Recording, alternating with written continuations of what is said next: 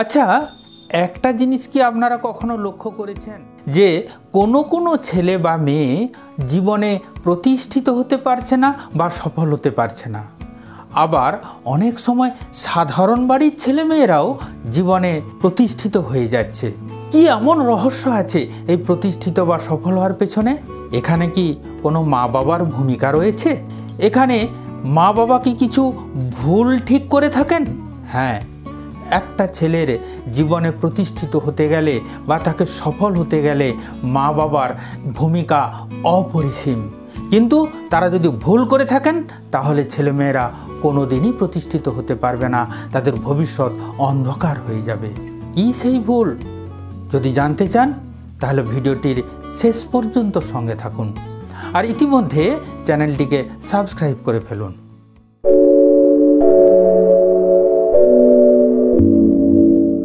প্রথমত, অতিরিক্ত প্রতিযোগিতা। অনেক মা বাবা তার ছেলে মেয়েদের বিভিন্ন দিকে প্রতিযোগিতায় নামিয়ে দেন।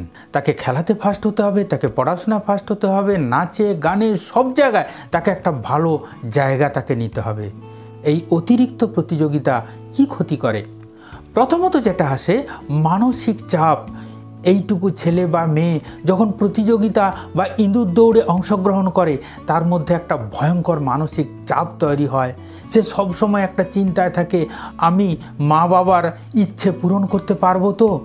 সব সময় সে একটা টেনশানের মধ্যে থাকে, আমি পরীক্ষা তো দিলাম, আমি ভালো নাম্বার পাবো তো? 80 নাম্বার পেয়েও মা বাবা হয়তো অনেক সময় খুশি হন না। কেন সে 90 পেল না? কেন সে অন্যের থেকে বেশি পেল না? এইভাবে প্রতিযোগিতায় যখন একটা ছেলে মেয়েকে নামিয়ে দেওয়া হয়, সেই ছেলে বা মেয়ে একসময় ভীষণভাবে হতাশাগ্রস্ত হয়ে পড়ে। আত্মবিশ্বাসের অভাব ঘটতে থাকে। যখন একটা ছেলে বা মেয়ে দেখা যায় যে সে অনেক ভালো নাম্বার পেয়েও হয়তো অন্যকে অতিক্রম করতে পারলো না, তখন মা বাবা যখন খুব অসন্তুষ্ট হন, তখন সেই ছেলে বা মেয়েটির আত্মবিশ্বাস ক্রমশ কমতে থাকে। আমি পারবো না, আমার দ্বারা সম্ভব নয়, এর থেকে বেশি নম্বর পাওয়া, সেকেন্ড থেকে ফার্স্ট হওয়া আমার পক্ষে সম্ভব নয়। ধীরে ধীরে সে আত্মবিশ্বাসের অভাবে ভুগতে থাকে। সৃজনশীলতার অভাব, তাকে কম্পিটিশানে এগিয়ে যেতে হবে। ফলে তার কি, সে গতানুগতিক ব্যবস্থার মধ্যেই থাকতে পছন্দ করে। যা আছে তাকেই ভালো করে তৈরি করার চেষ্টা করে। তার মধ্যে নতুন কিছু সৃষ্টি করা, সৃজনশীলতার যে প্রবণতা, এটা তার মধ্যে ধীরে ধীরে হারিয়ে যায়। আর এই সৃজনশীলতা না থাকলে ভবিষ্যতেও প্রতিষ্ঠিত হওয়াটা ভীষণ মুশকিল হয়ে দাঁড়ায়। দ্বিতীয়ত, সমর্থন অর্থাৎ সাপোর্ট এবং উৎসাহের অভাব। অনেক মা বাবা ছেলেমেয়েকে ঠিকঠাক সাপোর্ট করেন না, তাকে উৎসাহিত করেন না। ফলে সেই ছেলে বা মেয়েটির ভবিষ্যৎ অন্ধকারের দিকে যেতে থাকে। এই সমর্থন আর উৎসাহের অভাব হলে কি ঘটতে পারে? প্রথমত যেটা ঘটতে পারে, স্বপ্নের প্রতি অবজ্ঞা। যে একটা ছেলে বা মেয়ে হয়তো সে স্বপ্ন দেখছে, আমি একজন ভালো খেলোয়াড় হব, তখন তার মা বাবা হাসতে থাকে যে তুই এত অলস, তুই কী করে খেলোয়াড় হবি? হয়তো সে একটা কল্পনা করতে থাকে, আমি একজন ভালো পেন্টার হব, তোর হাতের লেখাই খারাপ, তুই পেন্টার হবি কি করে? এইভাবে তাকে অবজ্ঞা করতে থাকে তার মা বাবা, শিক্ষক, এমনকি বন্ধু বান্ধবীরাও। এই স্বপ্নের প্রতি অবজ্ঞা তার স্বপ্ন দেখার আগ্রহটাকে কমিয়ে দেয়। আলোচনার অভাব। যখন সে কোনো কিছু স্বপ্ন দেখে বা কোনো কিছু ইচ্ছে প্রকাশ করে, সেটা কোনোভাবে আলোচিত হয় না। সে কিভাবে সামনের দিকে এগিয়ে যাবে, কি করে সে আরও ভালো রেজাল্ট করবে, কি করে সে সফলতার দিকে এগিয়ে যাবে, এ আলোচনা বাড়িতে হয় না, শুধুই হয় সমালোচনা। অর্থনৈতিক চাপ। হয়তো একটা ছেলে বা মেয়ে জয়েন্ট এন্ট্রান্স পরীক্ষা দিল, দেওয়ার পর হয়তো সে সরকারিভাবে পেল না, কিন্তু তার ইঞ্জিনিয়ার হওয়ার খুব ইচ্ছা ছিল, ডাক্তার হওয়ার খুব ইচ্ছা ছিল। সে কোনোভাবেই প্রাইভেটেও পড়তে পারছে না, কারণ তার মা বাবার সেই সামর্থ্য নেই। এই অর্থনৈতিক দুর্বলতা অনেক সময় ছেলে মেয়েদের ভবিষ্যৎকে অন্ধকারের দিকে ঠেলে দেয়। 3 নম্বর, প্রযুক্তির প্রতি নেতিবাচক দৃষ্টিকোণ। আমরা প্রায়ই ছেলে মেয়েদের বলে থাকি, মোবাইল দেখা উচিত নয়, টিভি দেখা ঠিক নয়, ট্যাব ব্যবহার করা কেন করবে? এই ধরনের যে ব্যাপারগুলো থাকে, একটা অন্ধবিশ্বাস মা বাবাদের মধ্যে ঢুকে যায়। মোবাইল, টিভি, ট্যাব এগুলো ছেলে মেয়েদের ভবিষ্যৎকে নষ্ট করে দেয়। বাস্তবে তা নয়। বাস্তবে এগুলো ভীষণ উন্নতির দিকে এগিয়ে নিয়ে যায়। প্রথমত কি হয় না, এই ধারণা থাকার জন্য প্রযুক্তির ব্যবহার কম করতে দেওয়া হয়। আমরা ছেলে মেয়েদের ভাবি তারা মোবাইল দেখে ভিডিও দেখার জন্য, মোবাইল দেখে গান শোনার জন্য, হতে পারে গেম খেলার জন্য, এটাও ঠিক। কিন্তু আমাদের ছেলে মেয়েদের শেখাতে হবে সে প্রযুক্তিকে সঠিকভাবে ব্যবহার করুক।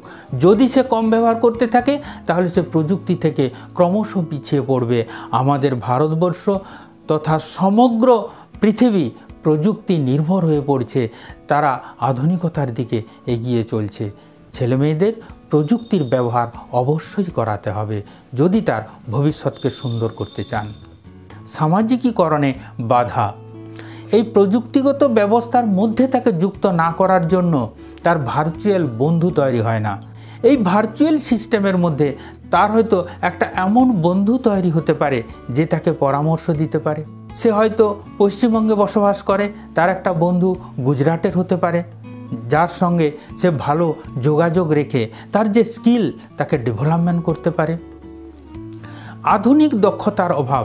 যখন সে প্রযুক্তির ব্যবহার কম করতে থাকে, প্রযুক্তি ক্রমশ পরিবর্তিত হচ্ছে, যখন হঠাৎ একটা অন্য পরিবর্তনের অবস্থায় এসে যাবে, তখন আমাদের ছেলেমেয়েরা সেই জায়গাতে যেতে পারবে না।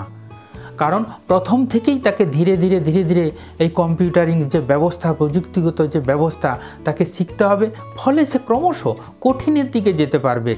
কিন্তু কিছুই না জেনে যখন সে প্রযুক্তি ব্যবহার করতে যাবে, সে অথৈ সাগরে পড়ে যাবে এবং তার আগ্রহ অনেক কমে যাবে।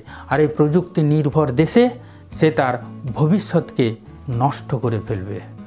এই ধরনের ভিডিও যদি আপনারা আরও পেতে চান তাহলে অবশ্যই চ্যানেলটিকে সাবস্ক্রাইব করে রাখুন আর বন্ধুদের একটু শেয়ার করে দিন, যাতে তারাও উপকৃত হতে পারে, আপনার ছেলেমেয়েদের সঙ্গে তাদের ছেলেমেয়েরাও যুক্ত হতে পারে।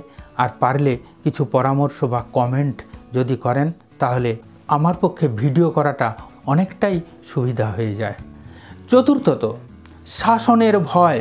শাসন, কঠোর শাসন, অনুশাসন, অল্প শাসন। কিন্তু যদি ভয়কেন্দ্রিক শাসন হয় তাহলে কি ধরনের ব্যাপার ঘটতে পারে? প্রথমত, ভয়ের পরিবেশ একটা তৈরি হয়। একটা ছেলে বা মেয়ে মা বাবাকে যদি অতিরিক্ত ভয় করতে থাকে, সে কোনোভাবে কোনো কিছু তার মা বাবাকে বলতে পারে না। তার অনেক প্রশ্ন হয়তো মা বাবাকে বলতে পারে না, অনেক ইচ্ছে তার মা বাবার কাছে বলতে পারে না। তার হয়তো একটা ভালো পেন্সিল বক্স দরকার, সে বলতে পারছে না। তার ভালো একটা খাতা দরকার, সে বলতে পারছে না। তার পছন্দ মতো একটা বই দরকার, সে বলতে পারছে না। এই ভয়ের পরিবেশ তার ভবিষ্যৎকে ভীষণভাবে নষ্ট করে দেয়। তার সমস্ত ইচ্ছাকে মা বাবার জানার দরকার।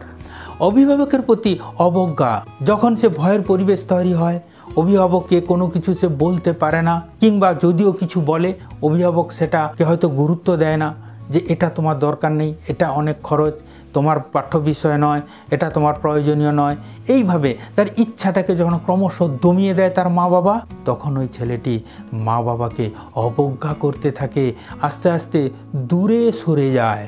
এইভাবে সে মা বাবা থেকে আজকে দূরে সরে যাচ্ছে, সঙ্গে সঙ্গে তার ভবিষ্যৎ জীবন থেকেও সে দূরে সরে যাচ্ছে।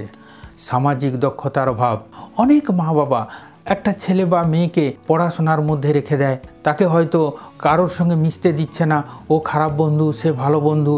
এটা যখন অত্যধিক ব্যাপার হয়, যখন ভয়ের ব্যাপার হয়, সেও কারোর সঙ্গে মিশতে পারছে না, কারোর সঙ্গে কথা বলতে পারছে না, এবং সে সামাজিক যে সংস্কৃতি সেগুলো সে ভুলে যাচ্ছে, সেগুলো সে শিখতে পারছে না। এবং কারোর মধ্যে যদি সামাজিকতা না থাকে, তাকে জীবনে প্রতিষ্ঠিত করানো ভীষণ মুশকিল ব্যাপার। যদি সে চাকরি ইত্যাদি পেয়ে যায় ভালো, নইলে তার স্কিল ধরে সে যে সামনের দিকে এগোবে সেটা তার পক্ষে আর সম্ভব হয়ে ওঠে না। মানসিক ও শারীরিক স্বাস্থ্যকে অবহেলা। ছেলে মেয়েদের মানসিক সুস্থতা যদি লক্ষ্য না করা হয়, তার শারীরিক সুস্থতার দিকে যদি গুরুত্ব না দেওয়া হয়, তাহলে কি কি ক্ষতি হতে পারে? প্রথমত, কেরিয়ারের প্রতি আগ্রহের অভাব থাকে। যদি সে শারীরিকভাবে অসুস্থ হয় তাহলে সে কেরিয়ারের ব্যাপারে খুব বেশি মনোযোগ দিতে পারবে না। যদি সে মনের দিক থেকে হতাশাগ্রস্ত হয়, সে কেরিয়ারের থেকে অনেক দূরে চলে যাবে। ভারসাম্যহীন জীবন, ঠিক সময়ে খাওয়া, ঠিক সময়ে পড়া, ঠিক সময়ে ঠিক কাজ করা, এগুলো সে করতে পারে না, কারণ তার শরীর বইছে না, তার মন চাইছে না। শৃঙ্খলাপরায়ণ জীবন যদি না হয়, তার ভবিষ্যৎ নষ্ট হতে বাধ্য। অন্তর্মুখিতার সৃষ্টি, সে নিজের মধ্যেই নিজে সীমাবদ্ধ থেকে যাচ্ছে, কারোর সঙ্গে যেমন মিশতে পারছে না, কারোর সঙ্গে ঠিকঠাক কথা বলতে পারছে না।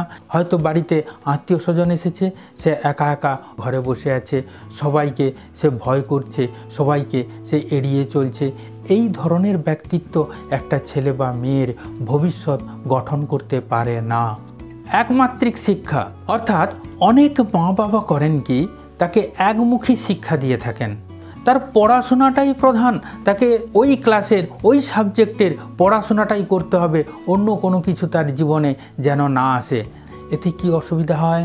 প্রথমত, একটা ছেলে বা মেয়ে যখন নিয়মিত বিভিন্ন খবর শুনছে না, খবর দেখছে না, বিভিন্ন রকম ম্যাগাজিন দেখছে না, তাহলে তার বিভিন্ন রকম যে জেনারেল নলেজ তার মধ্যে হচ্ছে না, দুনিয়ায় কি ঘটে যাচ্ছে সে কিছুই বুঝতে পারছে না, তার সচেতনতার অভাব ঘটে যাচ্ছে।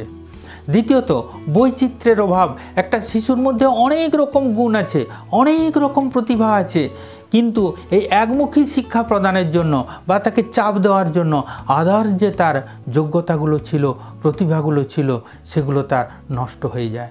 যেমন একজন ভালো শিক্ষক হতে গেলে তাকে হয়তো ভালো কমিউনিকেশান শিখতে হবে, তাকে ভালো বুঝিয়ে বলার দক্ষতা বাড়াতে হবে, তাকে হয়তো ভালো বক্তা হতে হবে, এই ধরনের বিভিন্ন গুণ তার মধ্যে থাকতে হবে। একটু ভালো খেলাধুলাও যদি জানে একজন শিক্ষক, সে একজন ছাত্রের আইডিয়াল ব্যক্তি হতে পারে। কিন্তু যখন তাকে একমুখী শিক্ষা দেওয়া হয়, তার এই বৈচিত্র্য নষ্ট হয়ে যায় এবং এটা অনেক সময় তার ভবিষ্যৎকেও নষ্ট করে দেয়। পড়াশোনায় যদি তার কোনোভাবে ফল্ট এসে যায়, সে অন্যদিকে কোনোভাবে আর এগোতে পারে না, তখন সে হতাশায় ভুগতে থাকে, তার ভবিষ্যৎকে সে নষ্ট করে ফেলে। সমস্যা সমাধানে অসুবিধা। মানুষের জীবনে অনেক রকম সমস্যা আসতে পারে, কিন্তু তার একমুখী শিক্ষা হওয়ার জন্য সে অন্যান্য সমস্যা সমাধান করতে পারে না, বাড়ির লোকই তাকে সমাধান করে দেয়। সে হয়তো জামাটা পরতে পারছে না, স্কুলে যাবে, তার স্কুলে যাতে সে তাড়াতাড়ি যেতে পারে, মা হয়তো তাকে হেল্প করে দিলেন। জুতোটা পরতে পারছে না, তাড়াতাড়ি তাকে স্কুলে যেতে হবে, জুতোটা তাকে পরিয়ে দিলেন। ফলে কোনো সমস্যা তার মধ্যে আসতে দিচ্ছেন না তার মা বাবা। ভবিষ্যতে তার এই সমস্যার সমাধানের ক্ষমতাটাই নষ্ট হয়ে যাবে। আর ভবিষ্যতের একটা মানুষ সে ততটাই সফল, যে যত বেশি সুন্দরভাবে, সহজভাবে, মনের জোর রেখে সমস্যার সমাধান করতে পারেন।